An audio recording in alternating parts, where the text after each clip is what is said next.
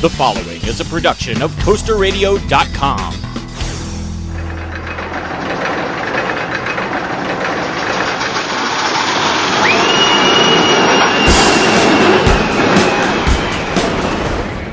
Podcasting from our studios in Washington, D.C., this is CoasterRadio.com. Hi, everybody, and welcome to CoasterRadio.com. It's time for another one of our 10-minute off-season shows, and we want to welcome you guys. Welcome back. Yeah. It's a different one, though, isn't it? It's more of an interview now, right? Yes, we're going to do something very different this week. We are going to interview somebody who has a very unique idea for a themed attraction, but this person is not in the theme park industry. And it's not Michael Jackson. It is not Michael Jackson at all.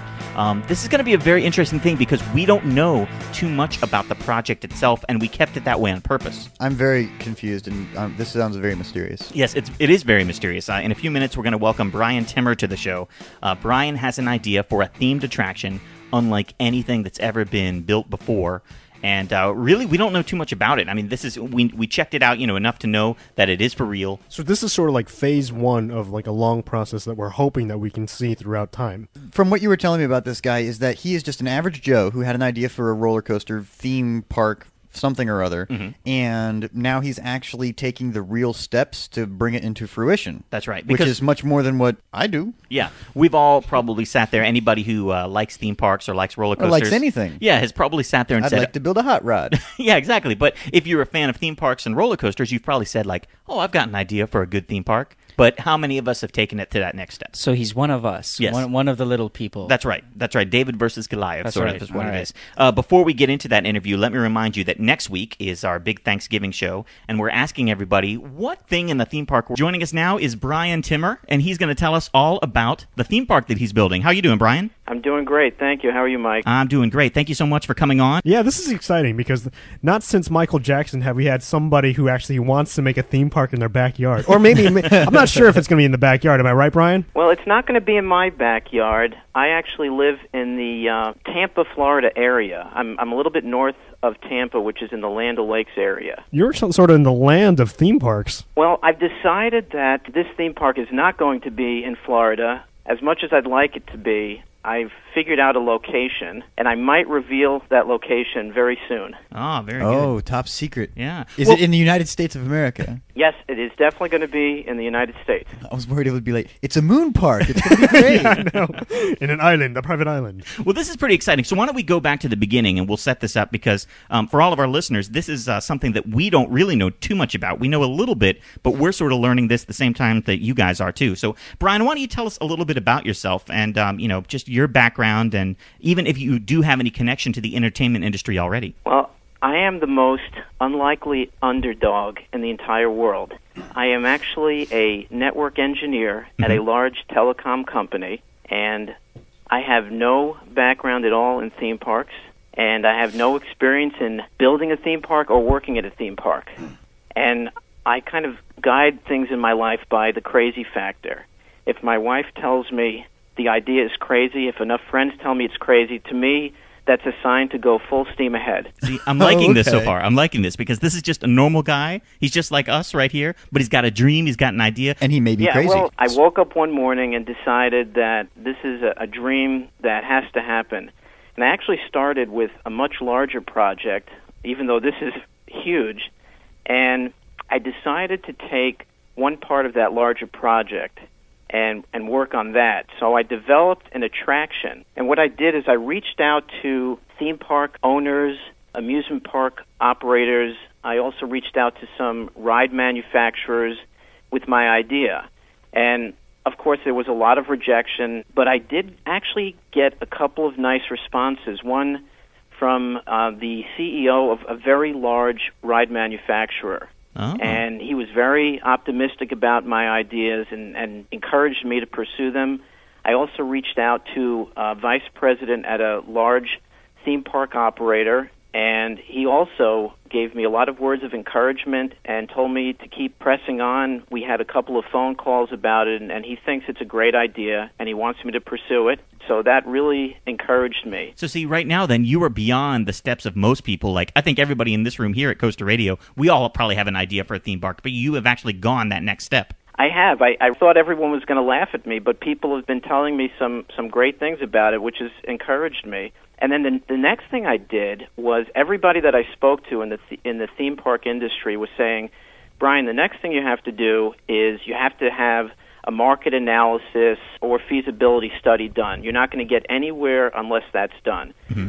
So I reached out to a major feasibility study firm in the Orlando area, and he first spoke to me on the phone, and he said, look, I want to let you know something.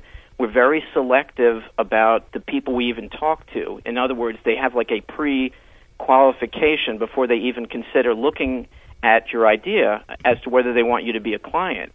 So I got through that first phase. He thought it was a great idea also, and he's going to be meeting with me. In fact, I'm going to be meeting next week with this feasibility firm, and we're going to talk about putting together a large-scale market analysis feasibility study. Once you have that, the next step is to go to the investors and say, hey, we have a professional feasibility study. It looks like we can make some money with this. Are you willing to back the project? So is your project you said it was an attraction. Is it a ride or is it a whole park?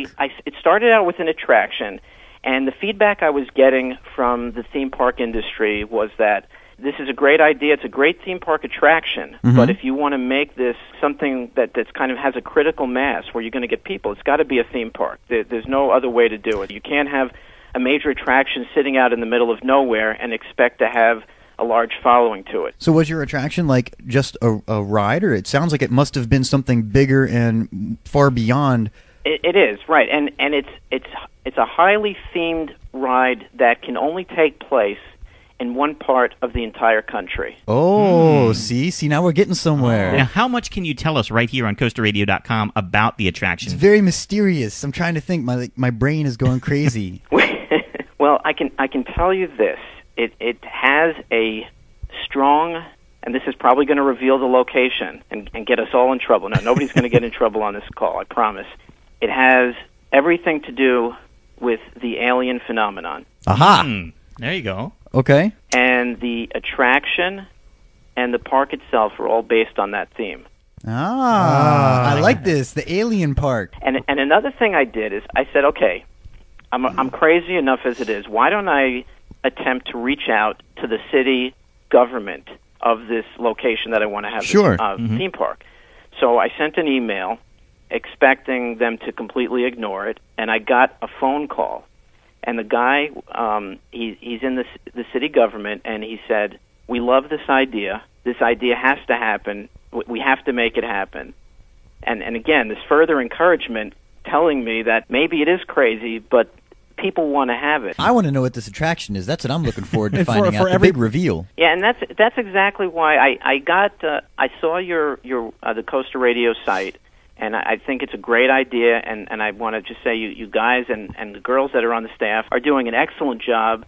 I love listening to the episodes that you have, and I said, wouldn't it be great if they could follow this dream of mine, and hopefully this dream will come true, and you can follow the progress and have an exclusive, and that's why I wanted to reach out to you and ask you if you'd be interested, and I'm glad that you said yes. Well, and because we're right at the beginning, too, we're really finding out all of the things. It's not just come up with the idea and then build it. It sounds like we're coming up on step 2 here. Is that right, Brian? You basically have to tell your investors, because something like this is going to cost, in today's market, at least $1 billion, no kidding. And if you want anyone to take this seriously, they're going to say, where's your market analysis? Show me how this is going to make money, or they're not going to send you anything. Because right now everybody's told you you're crazy, so you need to hire this firm to do like a scientific study that says, no, he's really not. It's a good idea. Yeah, exactly.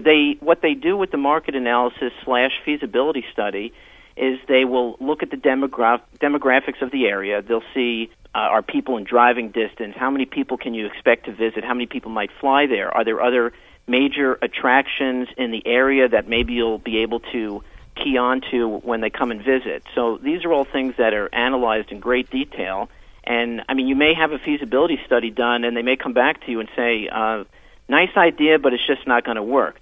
But basically, this firm said to me, we don't even do a feasibility study unless we are fairly certain that it's going to come out in a positive way.